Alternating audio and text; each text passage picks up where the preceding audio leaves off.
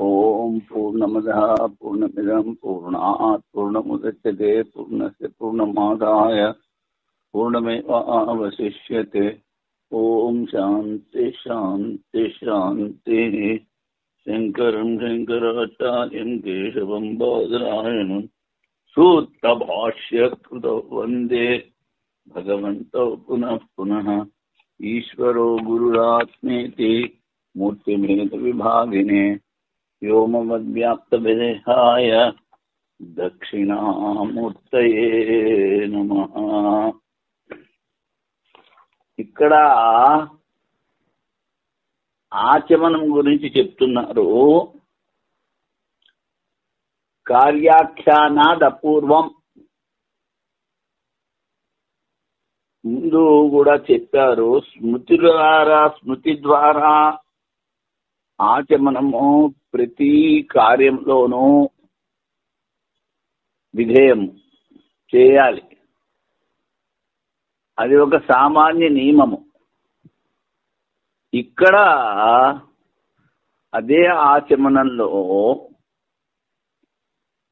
ప్రాణ వస్త్రధారణ చింతన చేయమన్నారు కనుక ఇది ముఖ్యం.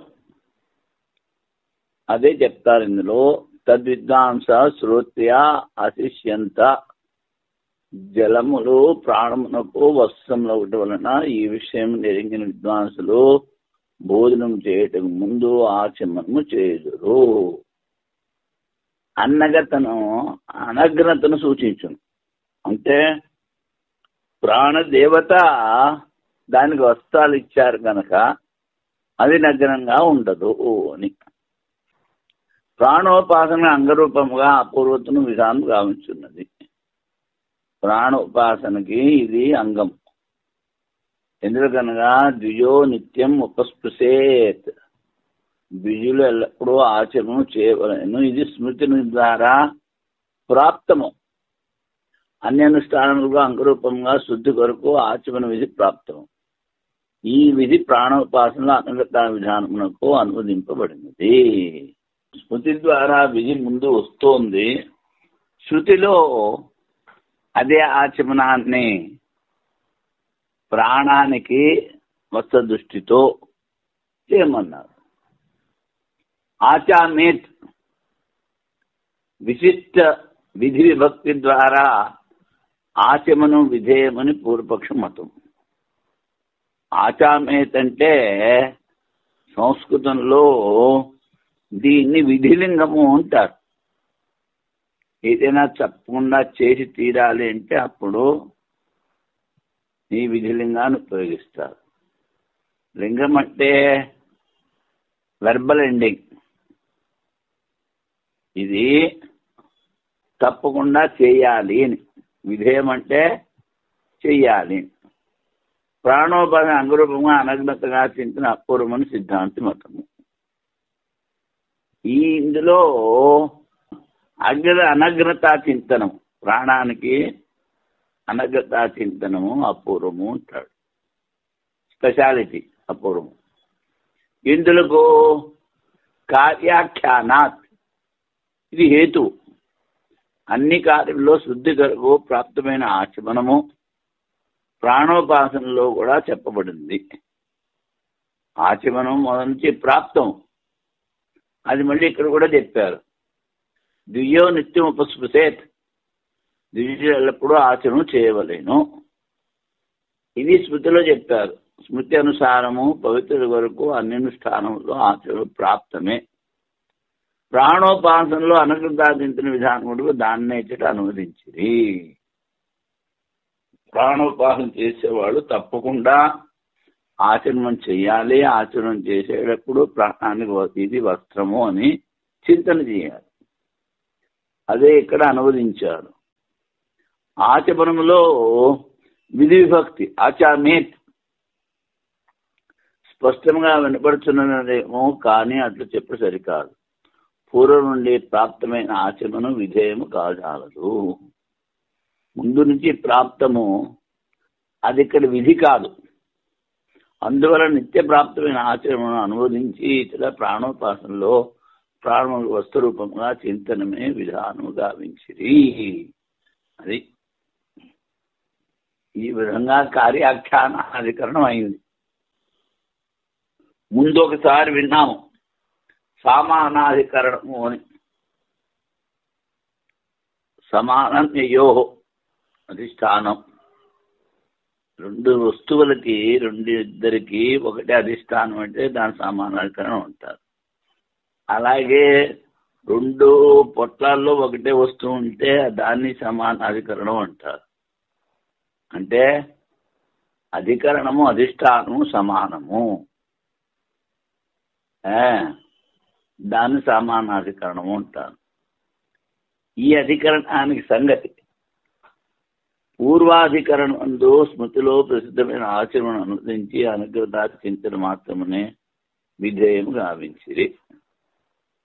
ఒకటి అనువాదం చేశారు, ఇంకోటి విధానం చేశారు. ఒకే శాఖలో అధ్యేత మరియు వేదిత.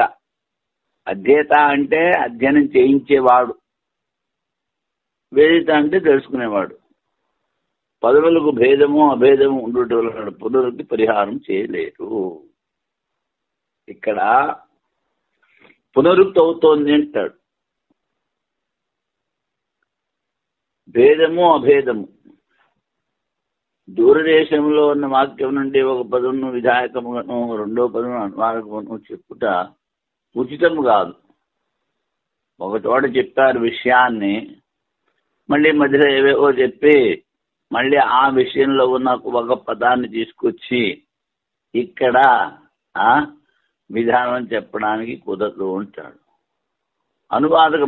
అనువాదకముగాను చెప్పుట స్వితము కాదు. ఈ రెండో పదం మొదటి పదానికి అనువాదం చెప్పడం కూడా సరికాదు అంటాడు పూర్వపక్షి. స్వప్రదేశంలో ఉన్న కుటుంబంతో కూడిన ఉపాసన ఉచితమగును, అనువాదం పనికిరాదు కనుక ఇక్కడ ఏ దేవత గురించి ఏ గుణాలు చెప్పారో అవే ఉపాసన చెయ్యాలి అంటాడు పూర్వవాది. విషయము బాధ్యనేకంటే మృదాంగికం. అగ్ని రహస్యంలో స ఆత్మానుపాసీత, వాడు ఆత్మను ఉపాసన చేస్తున్నాడు, చింతన చేస్తున్నాడు. శాండిల్య విద్య ప్రతీతి మూస్తున్నది. శాండిల్య విద్య ముందు చెప్పాం. తండ్రి సూర్యుని ఉపాసన చేసి ఒక కొడుకుని కన్నాడు. కొడుక్కి చెప్తాడు, నువ్వు సూర్య రశ్ములను ఉపాసన చేయని ఎక్కువ మంది భక్తులు పుడతారు అని. అది శాఖలోని బృహాన్యంలో మనోమయం పురుషోభాత్ సత్య అని పాఠం లభ్యమవుతుంది. మనోమయం అంటే పురుషుడు, మనసుతో ఉన్నవాడు. భాహ అంటే ప్రకాశవంతుడు. సత్య నిత్యము, సత్యము. ఈ రెండు వాక్యంలో ప్రతిపాదన విద్య యొక్క భేదాభేదం ఈ అధికరణముకు విషయము. సంశయము, ఉపాసన ఒకటే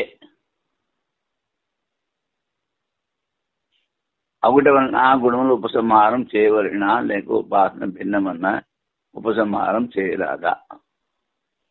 దూరదేశములో విప్రకృష్ట ప్రదేశస్థం ఉపాసన ఒకటి కాదు, గుణములు సమానమైన గుణోపసంహారంకి ఆవశ్యకత లేదు. ఈ రెండు శృతులు ఆత్మానుపాసీత అని ఒక చోట చెప్తారు, మనోమయం పురుషో భాత్ సత్య అని ఇంకో చోట చెప్పారు. ఆ చెప్పేటప్పుడు మధ్యలో ఇంకా ఎన్నో విషయాలు కూడా చెప్పారు. దాన్ని విప్రకృష్ట దేశము అంటారు, దూరదేశం. ఈ దూరదేశంలో ఉండడం వలన ఉపాసన ఒకటి కాదు అంటాడు. తర్వాత అక్కడ చెప్పిన గుణాలు ఇక్కడ ఉపసంహారం ఇక్కడ తెచ్చుకోకూడదు అంటాడు. ఇది పూర్వపక్షం. ఇప్పుడు సిద్ధాంతం. భిన్న శాఖల్లో ఉన్న విద్య అభిన్నమవటం వలన గుణములు ఉపసంహారం అవును.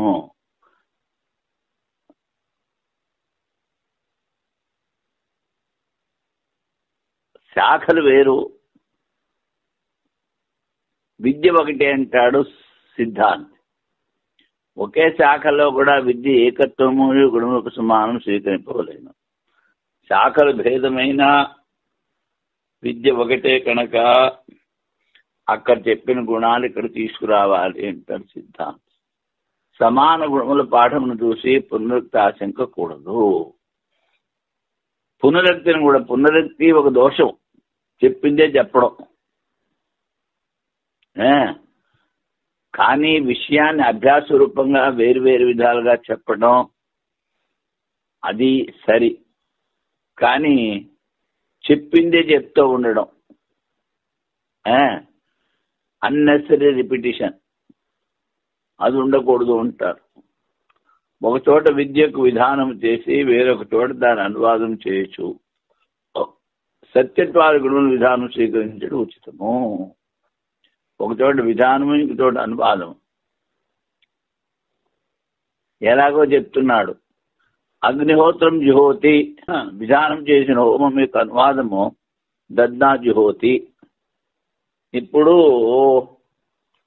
ద్విజుడు, బ్రాహ్మణ వైశ్యుడు పెళ్ళి అయిన తర్వాత అగ్నిహోత్రాన్ని స్వీకరించాలి. కృష్ణకేశ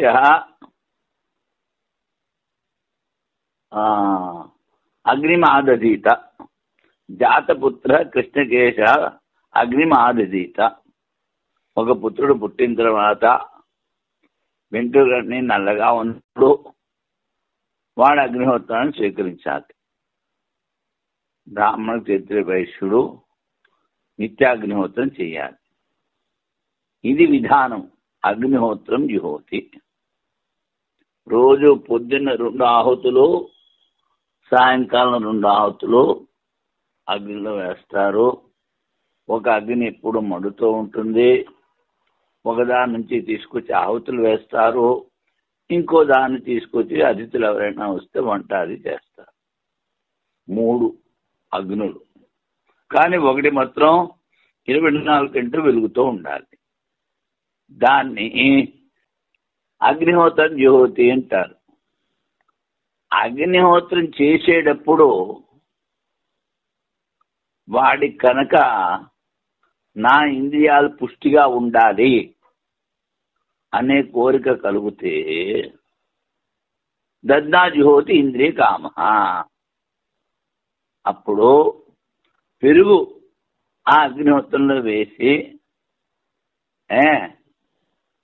వాడు అగ్నిహోత్రం చేయాలి అని వాక్యం ద్వారా దది గుణం మాత్రమే విధానం చేస్తున్నాను స్వీకరించి.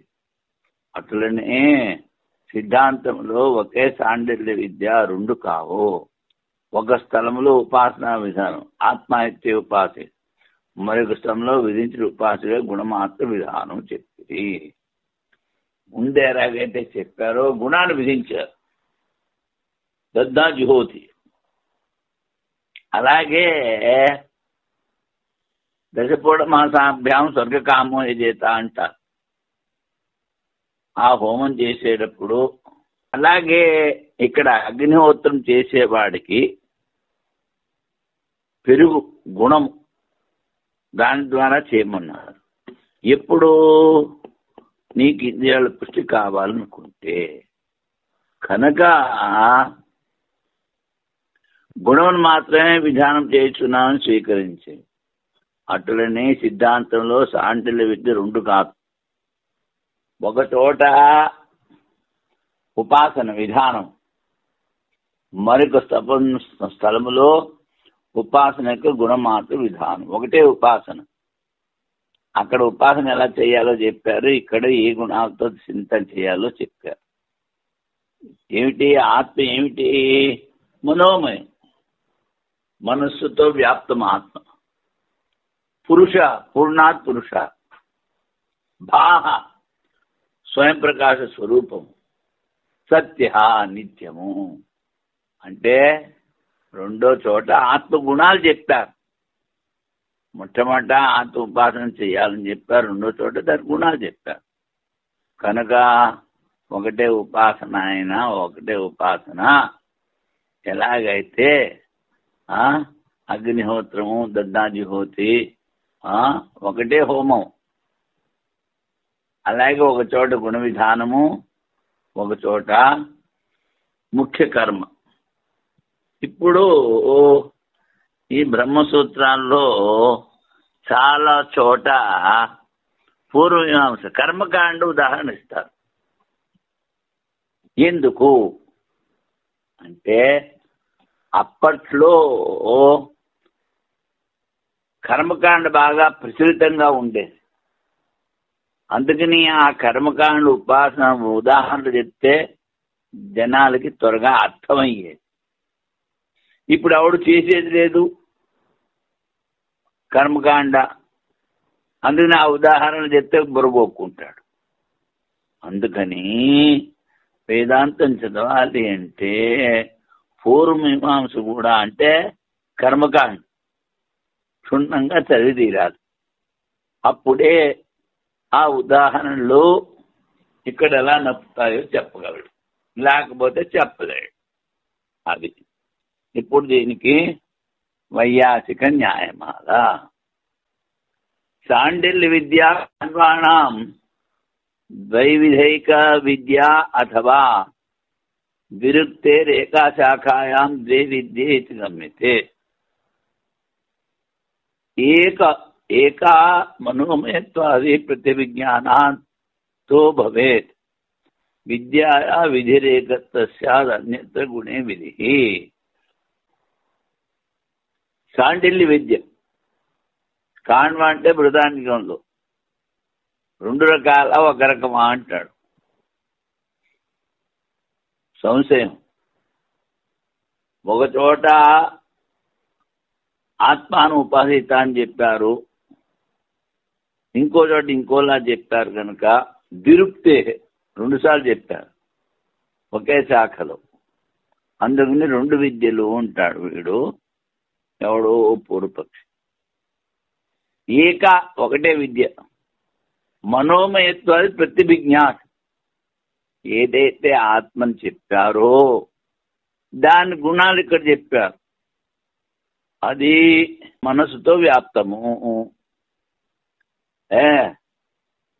పురుష స్వరూపము, పూర్ణము, అంతటా వ్యాపించింది ఆత్మ. ప్రకాశ స్వరూపము, నిత్యము అని ఆ ఆత్మ గుణాలు చెప్పారు. దాన్ని అక్కడ చెప్పిందే ఇక్కడ చెప్పారు. అక్కడ ఏమిటి ఆత్మ అన్నారు, ఇక్కడ ఆత్మ గుణాలు చెప్పారు. దాని ప్రతివిజ్ఞానంతో భవేత్ విద్యాయా విధిరేకత్వ స్యాత్ అన్యత్ర గుణే విధి. ఆత్మ ఇత్యే ఉపాసీత అన్నది విధానం. ఇక్కడ మనోమయ, పురుష, భారూప, సత్య సంకల్ప ఇలాంటివన్నీ చెప్పారు. అవి గుణ విధానము. అంటే ఒకే ఉపాసన 2 ఉపాసనలు కాదు అనేది సిద్ధాంతం చెప్పారు. కాన్వశాఖ అవలంబించే వారికి శాండిల్య విద్య 2 ప్రకారమా లేక ఒకే ప్రకారమా?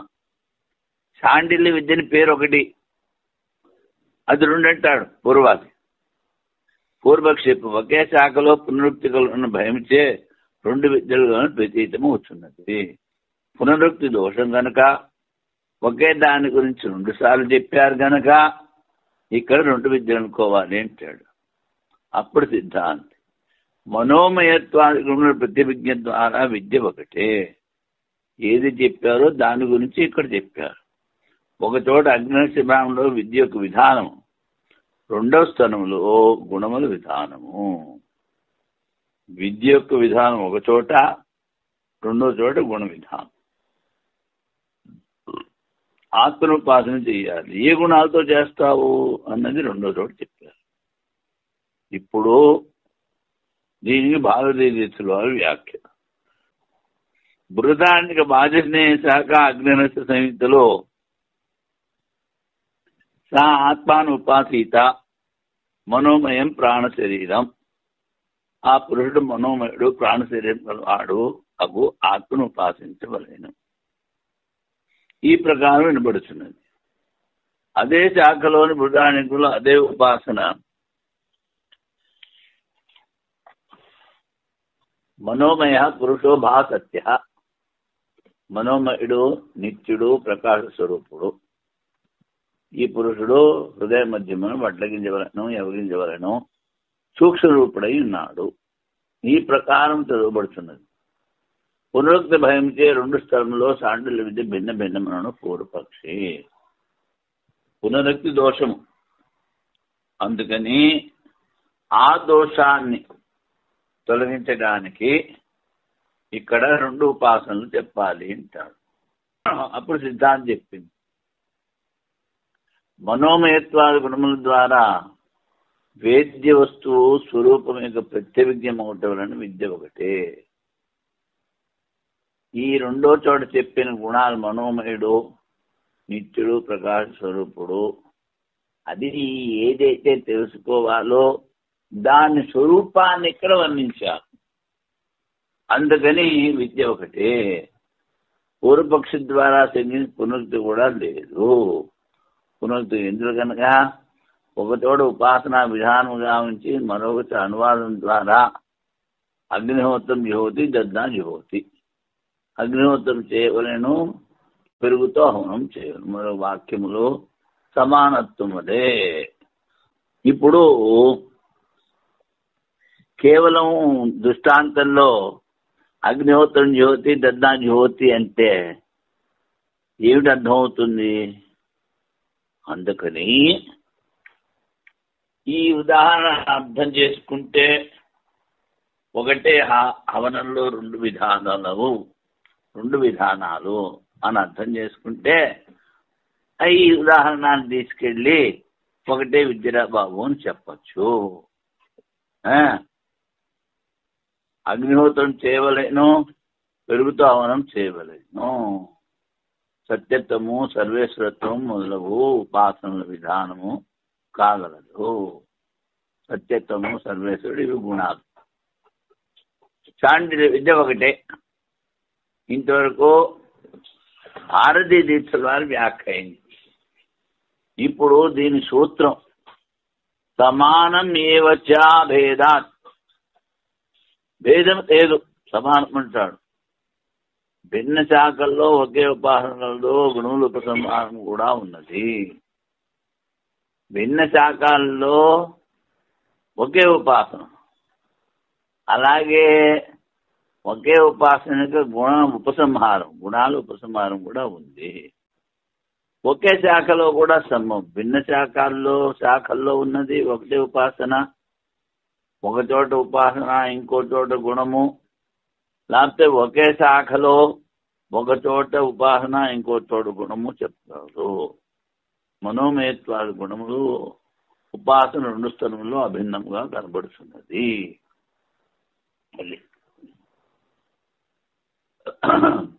పూర్వపక్షం దూరదేశంలో ఉండడం గుణముల ఉపసంహారం కూడదు. దూరదేశం అంటే ముందు చెప్పారు, మధ్యలో చెప్పి మళ్ళీ ఆత్మ గురించి చెప్తారు. అది దూరదేశం అయిపోయింది. అందుకని ఉపసంహారం అక్కడ చెప్పిన గుణాలు ఇక్కడ చెప్పిన గుణాలు అక్కడ చింతన చేయకూడదు అంటాడు. భిన్న శాఖల్లో గల విద్య యొక్క ఏకత్వము గుణముల ఉపసంహారం కలుగునట్ల సమాన శాఖలో గల విద్య యొక్క ఏకత్వము గుణముల ఉపసంహారం గ్రహించుటకు వీలు కలదు. భిన్న శాఖల్లో చెప్పిన విద్య ఎలాగ ఒకటో అలాగే ఒకే శాఖలో చెప్పిన కూడా ఒకటే. అభేదం వల్ల మనోమయత్వాది విశేష గుణముల ఉపాసన 2 స్థలంలో అభిన్న రూపముగా ప్రత్యభిజ్ఞ తత్తా ఇదంతా అదే ఇది కలుగుట వలన ప్రత్యభిజ్ఞ జ్ఞానం సమాన గుణముల పాఠం ఉండుట వలన దూరదేశంలో ఉన్న సాండిల్య విద్యను ప్రత్యభిజ్ఞ గావించి అదే ఇక్కడ తీసుకొచ్చారు.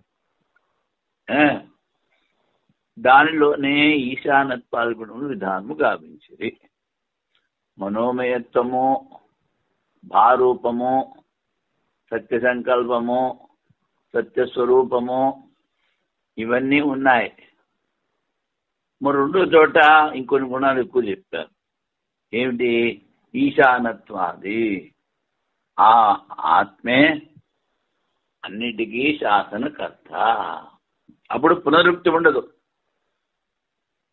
ఒక చోట విద్యా విధానం, మరొక చోట గుణ విధానం. ఒక చోట విద్య చెప్పారు, ఇంకో చోట ఆ విద్య గుణాలు చెప్పారు. ఎందుకని? విద్య అంటే ఉపాసన. ఆ చెప్పిన ఉపాసన ఏ గుణాలతో చింతన చెయ్యాలి అన్నది గుణ విధానం. వికల్ప సంశయము తీరును గుణ విధానం చెప్పిన. అందువలన అగ్రహస్యంలో చెప్పిన విద్యా విధానమును బృహదారణ్యకులు అనువదించి ఈశానత్వాది విధానం గావించిన చెప్పిన 2 స్థనములలో ఒకే సాండిల్య విద్య అన్నది సిద్ధమైనది. అది ఇప్పుడు సంబంధాధికరణం. అగ్నిరహస్య శాఖలోను బృహదారణ్యకంలోను ఏకవాక్యత వరకు ఒకచోట విధానము మరొక అనువాదం గావించి సత్యత్వాది గుణ విధానము గావించినని చెబుతూ సాండిల్య విధి 2 స్థలంలో ఒకటే అనేది. అలాగే సత్య విద్య అహం అహహ ఒకచోట అహం అని చెప్పారు, ఇంకో చోట అహహ అని చెప్పారు. ఇక్కడ 2 నామముల అనుష్ఠానం చేయవలేనా అన్నది సంశయం. దానికి విషయం చెప్తున్నారు. బృహదారణ్యకంలోని సత్య విద్య ఈ అధికరణకు విచారణీయము. సంశయం. సత్యం బ్రహ్మ. సత్య విద్యలో అహహ అను నామముతో ఆదిదైవిక దృష్టి ద్వారా, అహం అను నామముతో ఆధ్యాత్మిక దృష్టితో ధ్యానం చేయుటకు ఉపదేశం గావించింది. ఆది దైవికము అంటే దేవతల విషయం. అధ్యాత్మం అంటే మన శరీరంలో ఉన్నటువంటి విషయం. అహం అన్నది మనం అంటాం, నేను. అహహ అని చెప్పింది అక్కడ ఆది దైవత్వంలో సూర్యుని యొక్క పేరు. అది అతడా సందేహం 2 స్థానంలో ఉపాసన ఒకటే వలన 2 నామములు చింతన చేయవలన లేక ఒకే నామ? ఉపాసన ఒకటే అంటాడు, అందుకని 2 పేర్లు ఒకసారి చేయాలంటాడు పూర్వపక్షం. ఏ విధంగా సాండిల్య విద్యలో విభాగపూర్వకంగా చదువుకున్న విద్య ఒకటేనని సిద్ధమైనదో అదే విధముగా ఉపాసనలో గుణముల ఉపసంహారం స్వీకరించి ఉపాసన చేసేటప్పుడు గుణాలు తీసుకోవచ్చని చెప్పారు. అలాగే ఇక్కడ ఉపాసన యొక్క సంబంధం అహం అహహ ఒకటి అధిదైవికం, ఇంకొకటి అధ్యాత్మం. ఈ 2 నామాలు ఒకే ఉపాసనలో చింతన చెయ్యాలి అని పూర్వపక్షి. అప్పుడు సిద్ధాంతం అంటాడు, అధిదైవం కొరకు తస్య ఉపనిషదః అను నామం. అధిదేవత ఉపాసన, దేవతల ఉపాసన చేసేటప్పుడు దానికి పేరు అహహ.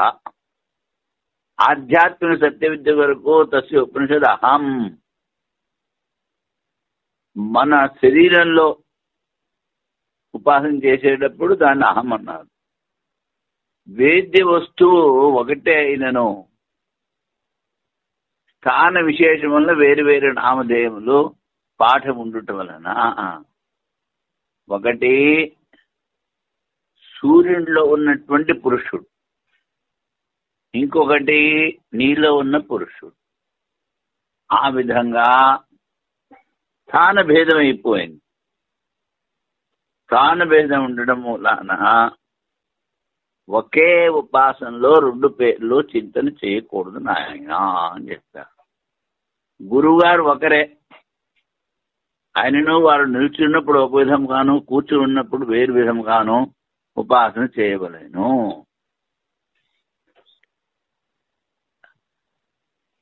నిల్చున్నప్పుడు కాళ్ళు నొక్కుతారని చెప్పకూడదు. ఆయన ముందెడితే వెనకాల వెళ్ళాలి. కూర్చున్నప్పుడు మిషన్గతో విసరచ్చు, కాళ్ళు నొక్కచ్చు, ఏమన్నా చేయొచ్చు. అందుకని గురువుగారు ఒకరే, ఆయన చేసే ఉపాసన పద్ధతి వేరు. ఎప్పుడో నిలబడినప్పుడు ఒకలాగా, కూర్చున్నప్పుడు ఇంకోలాగా. అదే విధంగా వ్యవస్థాపూర్వంగా 2 పేర్లను 2 స్థలంలో విడివిడిగా చింతన చేయవలేను. అలాగే ఇక్కడ ఆధ్యాత్మిక చింతన వేరు, అధిదైవిక చింతన వేరు అని ఈ అధికరణానికి 5 విషయాలు చెప్పారు. ఇప్పుడు వైయాసిక న్యాయమాల. సంహార స్యాత్ వ్యవస్థావః నామ్నో అహః అహం స్థితి విద్యేకత్వేన సంహార స్యాత్ అధ్యాత్మాదిదేవయోః తస్య ఉపనిషదిత్యేవం భిన్నస్థానత్వదర్శనాత్ స్థితాసీన గురురూపాస్యోరివ నామ్నోర్వ్యవస్థితి. ఇక్కడ వ్యవస్థ ఒకటి అహహ, ఇంకొకటి అహం. ఈ రెండిటికి విద్య ఒకటే అంటాడు పూర్వాది. అందుకని ఈ ఉపాసన చేసేటప్పుడు ఈ 2 నామాలని కూడా చింతన చెయ్యాలి అని పూర్వపక్షి. అప్పుడు సిద్ధాంతి సమాధానం, తస్య ఉపనిషదిత్యేవం, 2 చోట్ల కూడా తస్య ఉపనిషద్ అహహ, తస్య ఉపనిషద్ అహం అని వేరుగా చెప్తారు. భిన్న స్థానత్వ దర్శన. ఒకటి సూర్యస్థ పురుషుడు, ఇంకోటి హృదయస్థ పురుషుడు.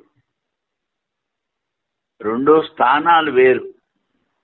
అందుకని స్థిత ఆసీన గురూపాస్ట్యోరివ, నిలబడినప్పుడు గురువుగారు చేసే సేవ వేరు, కూర్చున్నప్పుడు చేసే సేవ వేరు. అలాగే ఈ నామాలకి వ్యవస్థ ఒకటి సూర్యుడిలో ఉన్న పురుషుని చింతన చేయడం ఆహాహ అని చెప్పి, అదే పురుషుణ్ణి మన హృదయ దేశంలో చింతన చేసేటప్పుడు ఆహాహ చెప్పకూడదు, అహం చెప్పాలి. అందుకని ఇక్కడ ఉపాసనలు వేరు అంటాడు. అహహ మరియు అహం అను నామములో 2 స్థలములో ఉపసంహారం చేయవలేనా లేదా? ఇది పూర్వపక్షి. అప్పుడు విద్యాలయ ఉపాసన ఒకటే అగుట వలన అధ్యాత్మము అధ్యయము 2 స్థలంలో ఉపసంహారం చేయవచ్చును అని పూర్వపక్షి అంటాడు. సిద్ధాంత సమాధానం, తస్య ఉపనిషత్ అనున్నది రహస్య నామము. ఉపనిషత్ అంటేనే రహస్యము, అందుకనే రహస్య నామం. ఒకటి ఆహా, ఇంకొకటి అహం. ఈ ప్రకారం భిన్న స్థానం కనబడుతున్నది. ఒకటి అది దైవికం, సూర్యుడిలో ఉన్న పురుషుడు, ఇంకొకటి మనలో ఉన్న పురుషుడు. అందువలన కూర్చుని ఉన్న గురువు మరియు నిలబడి ఉన్న గురువులే నామముల వ్యవస్థ భిన్నంగా కలదు. దీనికి భారతీయ దేశాల వారి వ్యాఖ్య. బృహదారణ్యంలో సత్యవిద్యలో అధిదైవిక పురుషుడైన ఆదిత్యునికి ఇక్కడ భారతదేశ వారు ఇంకా కొంచెం క్లియర్ చేశారు. ఆదిత్యునికి అహహ అను పేరు ధ్యానమును ఉపదేశించింది. ఆధ్యాత్మిక అక్షి పురుషునికి అహం అను పేరును ఉపదేశించింది. మన కన్నుల్లో ఉన్న పురుషుడు, ఎందుకంటే ఆ సూర్యదేవత యొక్క అంశము మన కన్నుల్లో ఉండి మన కన్నులకి మంచి దృష్టి ఇస్తుంది. అందుకని అక్షి పురుషుడు, అది ఆదిత్య పురుషుడు. ఇక్కడ విద్య ఒకటే అంటాడు పూర్వపాది. అప్పుడు సిద్ధాంతం ఏతస్మిన్ మండలే పురుష, ఈ మండలంలో ఒక పురుషుడు అని ఉపక్రమం గావించి తస్య ఉపనిషద. మండలం అంటే సూర్యమండలం, ఏదైతే మనకు కనిపిస్తుందో ఇక్కడి నుంచి. యా ఏష ఏతస్మిన్ మండలే పురుష, ఈ మండలంలో కనిపించే పురుషుడు. వాడికి పేరు చెప్పారు మహా, ఉపనిషద్ నామం మహా. తత్ శబ్దంతో మండలంలో గల పురుషుని పరామర్శను గావించేది.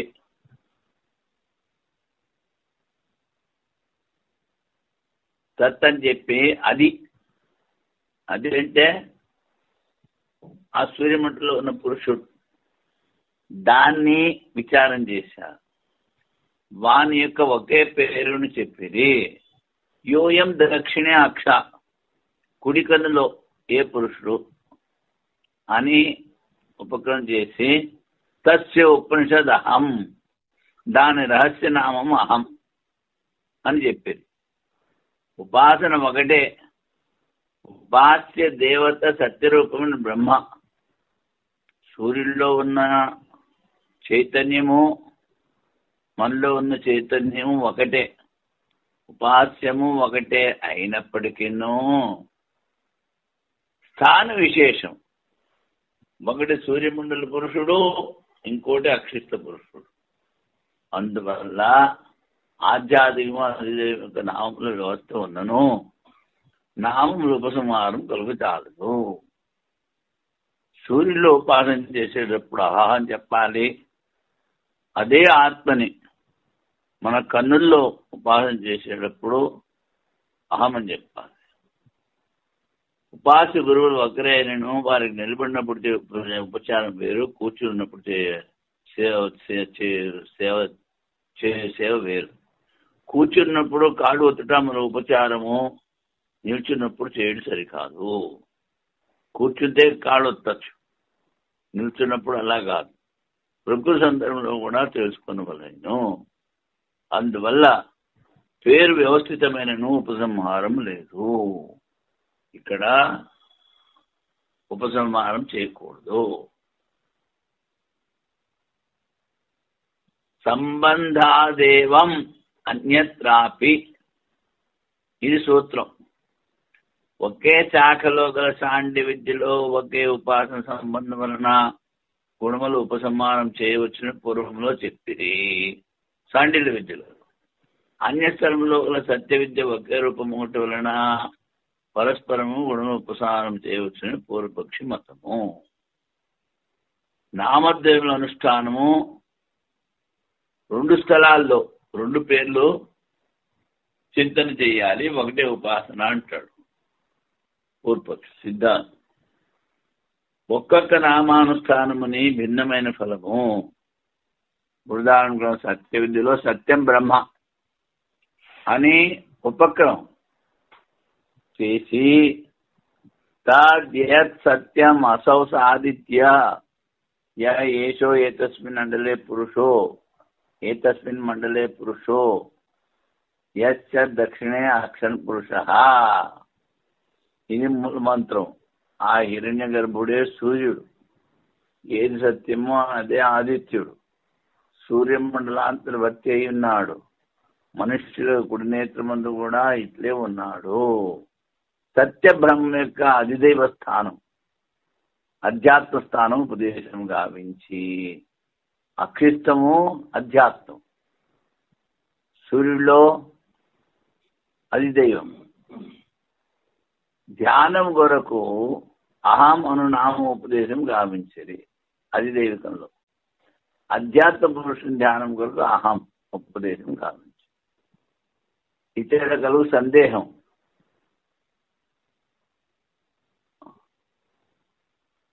విభాగమా లేక రెండు స్థలంలో రెండు నామముల అనుసంధానం చేయవలెనా, లేక విభాగపూర్వకంగా ఒక్కొక్క నామమున. ఈ సంశయం పూర్వక చెప్పున్నది. విభాగముగా పడిన సాండిల్య విద్యలో ఒకే విద్యారూప సంబంధం వలన పరస్పర గుణములు ఉపసంహారము. విద్య ఒకటే అంటాడు. విద్య ఒకటే కనుక రెండు పేర్లు ఉపాసన చెయ్యాలి అంటాడు. ఎందుకని? ఒకే విద్య సంబంధం ద్వారా రెండు స్థలంలో రెండు నామములు అనుసంధానం చేయవలేను. ఇది పూర్వపక్ష సూత్రం. నవా విశేషాత్, రెండు స్థలంలో ఉపసంహారం చేయరాదు. ఎందుకనగా తస్య అహహ తస్యామహం అని ఆయతనం అంటే ఉండే స్థానాలు వేరుగా చెప్పారు. విశేష ఉపదేశం గావించిరి. అందుకని పూర్వక్షి చెప్పిన విషయానికి ఇక్కడ అవకాశం లేదు. రెండు నామములను రెండు స్థలముల్లో ప్రాప్తమును చెప్పుడు సంభవం కాదు. దాని రహస్యనామము ఆహా, దాని రహస్య అహం అను భేదం గలదు. ఈ ప్రకారం ఉపాసన స్థాన విశేషములతో నామములకు సంబంధము కలదు. స్థాన విశేషం ఒకటి సూర్యమండలస్థ పురుషుడు, ఇంకొకటి అక్షత పురుషుడు. గ్రామము లేదా అరణ్యంలోకి పోయినప్పుడు గురువుల అనుగమనందు గల ఆచారము సమానముగా చెప్పబడింది. అలాగనే ఇచ్చట నామధేయులు రెండు స్థలంలో ప్రాప్తము అని స్వీకరించవలేను. గ్రామంలోకి వెళ్ళినా అరణ్యంలోకి వెళ్ళినా గురువుగారు వెనకాల వెళ్ళాలి శిష్యులు. అది చెప్తున్నాడు పూర్వాది. అటు చెప్పుడు సరికాదు. కూర్చుంటున్నప్పుడు నిలబడినప్పుడు గురువుల సేవ విలక్షణముగా చెప్పబడినది. అందుకని విభాగం రెండు చోట్ల రెండు పేర్లు విడివిడిగా చెప్పాలి. దర్శయతి చ, అదే చూపిస్తున్నారు స్మృతిలో. తస్య తదేవ రూపం, ఈ అక్షపురుషుని కూడా ఆదిత్య పురుషుని రూపమే. అధిదేశం గావించిన ఉపాసన స్థలంలో ఉపసంహారం కాదని ప్రతిపాదించిరి. అతిదేశం చేశారు, అక్కడ చెప్పిందే ఇక్కడ చెప్పారు, కానీ గుణాలు ఉపసంహారం చేయకూడదని చెప్పారు. అతిదేశం నిరర్థం, అందువలన నామ వ్యవస్థ ఉన్నదని సిద్ధమైంది. ఈ నామాలు వేరు వేరు వ్యవస్థ. తస్య తదేవ రూపం అముష్య రూపం, ఈ అక్షపురుషునికి కూడా ఆదిత్య పురుషుని రూపమే. ఆయన అవయవములే ఈయన అవయవములు మొదలగు శృతుల వాక్యం ద్వారా నేత్రం మరియు ఆదిత్యంలో పరస్పరము భిన్న భిన్నమైన ఉపసంహార యోగ్య ధర్మమును చూస్తూ ఆదిత్యంలో అక్షపురుషుల్లో అతిదేశం చెప్పుచున్నది. భిన్న భిన్నమైన ఉపసంహార యోగ్యం. ఉపసంహారం అంటే గుణాలు. అక్కడ చెప్పినవి అక్కడే చింతన చేయాలి, ఇక్కడ చెప్పినవి ఇక్కడే చింతన చేయాలి. అన్యోన్య ధర్మల ఉపసంహారము సంభవమైన అతిదేశం నిరర్థమగును. అతిదేశం చేశారు. అతిదేశం అంటే ఆ సూర్యుల్లో ఉన్న పురుషుడే ఈ నేత్రంలో ఉన్నాడు అని చెప్పారు. దాన్ని అతిదేశము అంటారు. తస్య తదేవ రూపమే అముష్య రూపం, ఈ అక్షి పురుషునికి ఆదిత్య పురుషుని రూపమే. దీని అతిదేశం అంటారు. రూపం ఒకటే అని చెప్పారు, ఒకటే ఆత్మ అన్ని చోట్ల ఉంది కనుక. కానీ ఉపాసన చేసేటప్పుడు, చింతన చేసేటప్పుడు వేరువేరుగా చెయ్యాలి. లేకపోతే అతిదేశము వ్యర్థమవుతుంది. ఉపనిషత్తులో వ్యవస్థ ఉండటం వలన రెండు నామములు అనుసంధానం కాదు. ఈ చెప్పిన ఉపనిషత్తులో తస్య ఉపనిషద్ అహహ, తస్య ఉపనిషద్ అహం అని రెండు చెట్ల చెప్పారు కనుక ఇక్కడ వ్యవస్థ ఉంది కనుక రెండు పేర్లు ఒక చోట చెప్పకూడదు. ఇప్పుడు సంభృతి అధికరణం సంగతి అతిదేశ సంగతి. విషయం రాణాయని శాఖలోని కిరకాండలో సంభృత్యాది. సంభృతి అంటే భరణము, పోషణ, గుణములు. ఇవి ఈ రాణాయని శాఖలో చెప్పారు. సాండిల్యాది ఉపాసనలు కూడా చెప్పబడినది. దహరాది విద్యలో బ్రహ్మము ఉపాసన రూపంలో వినబడుతున్నది. ఈ విషయముల విచారము ఈ అధికరణంలో చేయబడును. సంశయం ఇక్కడ 3 రకాలుగా చెప్పారు. భరణము, సాండిల్య విద్య ఇప్పుడు వినొచ్చాము. దహర విద్య అంటే శరీర దేశంలో పరమాత్మ ఉన్నాడని చింతన చేయాలి, దహర విద్య అంటారు. సంభృత్యాది విభూతి గుణములు వేరొక స్థలములు ఉపసంహారములు కావా, అవుతాయా? సంభృతి అంటే భరణం. ఈ గుణాలు అన్ని చోట్ల తీసుకెళ్లాలా, తీసుకెళ్ళకూడదా? పూర్వపక్షి బ్రహ్మం ఒకటే గాన సంభృత్యాది గుణ ఉపసంహారం సాండిల్య విద్యలో మరియు దహర విద్యలో చేయవలెను. రాణాయని శాఖలో చెప్పిన సంభృతి భరణం అది సాండిల్య విద్యలోనూ తీసుకురావాలి, దహర విద్యలోనూ తీసుకురావాలి అంటాడు పూర్వపక్షి. అప్పుడు సిద్ధాంతం చెప్తున్నాడు, సంభృత్యాది గుణంలో ఏ ఒక్క గుణం కూడా సాండిల్య విద్యలో కనబడటం లేదు. సంభృతి అన్నది సాండిల్య విద్యలో ఎక్కడ కనిపించట్లేదు అంటాడు. మనలో ఎట్లా ఏకత్వ విద్య యొక్క ప్రతివిజ్ఞ కలుగును, అదే ఇదని ఎలా చెప్తావు? గుణములోపసంహారం కూడా ఎట్లు కలుగును. కనుక ప్రాణాయని శాఖలో చెప్పిన గుణాలను అక్కడ చింతన చేయాలి, సాండిల్య విద్యలో చేసిన గుణాలని అక్కడ చింతన చేయాలి, దహర విద్యలో చెప్పిన గుణాలని అక్కడ చింతన చేయాలి. ఒకటి కలగాపులగం చేయకూడదు అంటాడు. బ్రహ్మం ఒకటే అయినంత మాత్రం నా గుణముల ఉపసంహారం స్వీకరించిన అతి ప్రసంగం అవును, కాను సంవృత్తి ఉపసంహారం కాజాలదు. ఈ విధంగా ఈ సంవృత్తి అధికరణానికి 5 విషయాలు అయ్యాయి. రేపు